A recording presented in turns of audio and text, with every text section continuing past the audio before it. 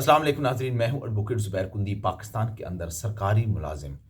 ख़ास तौर पर सिविल सर्वेंट, अगर दौरान सर्विस फौत हो जाता है या वो मेडिकल ग्राउंड के ऊपर इनकैपेसिटेट इनवैलिडेट डिक्लेयर हो जाता है, तो दोनों सूरतों में फ़ाइनेंशियल पैकेज के साथ साथ किसी एक बच्चे को या फैमिली के किसी एक फ़र्द को, इसमें बेवा भी हो सकती है, बीवी भी हो सकती है, उसको उसकी अहलियत के मुताबिक नौकरी दी जाती थी। ख़ास तौर पर 15 स्केल तक, 7 तक, या कोई जो हर सूबे ने अपने अपने रूल्स जो हैं वो उसमें बना रखे थे, उन रूल्स के तहत ख़ास तौर पर ये आपको बताता चलूँ कि जो रूल्स हैं सिविल सर्वेंट एक्ट के तहत जो रूल्स बनते हैं, या तो प्रेसिडेंट उसकी मंजूरी देता है या गवर्नर मंजूरी देता है। तो इसमें 17 ए रूल्स पंजाब में बड़ा फेमस रूल है, जिसके तहत बहुत ज़्यादा लिटिगेशन भी हुई और बहुत सारे सरकारी मुलाजमीन के बच्चों को नौकरी दी गई। ख़ास तौर पर इन जो रूल्स के अंदर एक चीज़ थी कि अगर कोई सरकारी मुलाजिम जो फौत हो जाता था या इनकैपेसिटेट इनवैलिडेट डिक्लेयर कर दिया जाता था, तो इनके बच्चों को जो नौकरी दी जाती थी वो एक स्पेशल प्रोसीजर के तहत दी जाती थी। बहुत सारी चीज़ों को बाईपास किया जाता था और ओपन मेरिट के ऊपर वो असामी जो है थी वो एडवर्टाइज नहीं होती थी। वो डायरेक्ट उनको या असामी क्रिएट करके या पहले से मौजूद असामियों के ऊपर उनको भर्ती किया जाता था। अगर बाद अज़ां कोई असामी बचती, यानी कोई सीट अवेलेबल होती, तो उसको ओपन एडवर्टीजमेंट के ऊपर लोगों को भर्ती किया जाता था।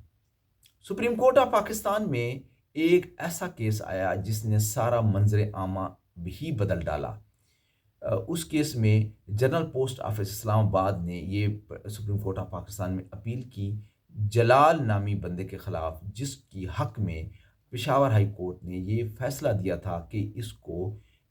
जो सरकारी जो कोटा है, पर्टिकुलरली जो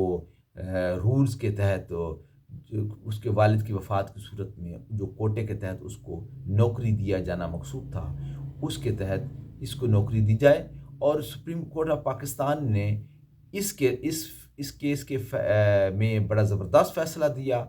जो फ़ैसला है वो लोगों को पसंद भी नहीं आता, बहुत सारे लोगों को डेफिनेटली उसने हर्ट किया है, बहुत सारे लोगों का जो राइट्स हैं वो ख़त्म हो गए हैं। और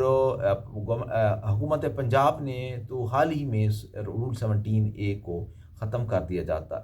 दिया था, लेकिन वो लोग जिन्होंने ऑलरेडी एप्लीकेशन दे चुके थे या वो मुंतज़िर थे, तो उनकी उम्मीदों पर भी ओस पड़ गई। सुप्रीम कोर्ट ऑफ पाकिस्तान के इस फैसले में क्या कहा गया? सुप्रीम कोर्ट ऑफ पाकिस्तान के इस फैसले में ये जो पॉलिसी थी, ख़ास तौर पर फाइनेंशियल पॉलिसी, उसको सफिशेंट करार देते हुए ये करार दिया कि ओपन मेरिट के ऊपर भर्ती ना करना, सिर्फ सरकारी मुलाजमीन के बच्चों को स्पेशल रूल्स के तहत नवाजना, ये गैर आईनी इक़दाम है। लेकिन उसके में चंद एक एक्सेप्शन दी गई, जैसे शुहदा के बच्चे हैं जो मुख्तलिफ़ फोर्सेस के जो नौजवान दौरान सर्विस शहीद हो जाते हैं और वतन के लिए जान कुर्बान करते हैं, उनके लिए उनको एक्सेप्शन करार देते हुए उनके लिए ये गैर आइनी जो काम नहीं कहा गया, बल्कि बाकी तमाम जितने महकमा जात हैं उनको इसके ख़ास तौर पर इस रूल्स को ख़त्म करने के लिए कहा गया। अब आप देखते हैं कि कौन से वो आर्टिकल्स हैं जिनकी खिलाफवर्जी की सूरत में या उसको उन आर्टिकल्स के तहत कंट्रेरी करा दिया गया, जिसमें मोस्टली होता यूँ है कि ओपन मेरिट के ऊपर ये एडवर्टीज़मेंट नहीं होती। कुछ कला जैसे मैंने आपको बताया कि अगर कोई असामी बच जाती है तो फिर एडवर्टाइज़ करके उसको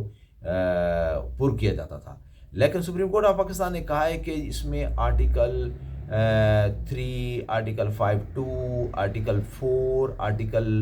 25, आर्टिकल 27 और इसी तरीके से 18 और जो इनकी आर्टिकल्स की खिलाफ वर्जी है, और जिसके तहत तमाम जो सिटीज़न हैं वो इक्वल हैं बिफोर द लॉ और उनको इक्वल अपॉर्चुनिटी मिलनी चाहिए। वो अपनी मर्ज़ी का कोई प्रोफेशन चूज़ कर सकते हैं। इसी तरीके से आर्टिकल 27 जो है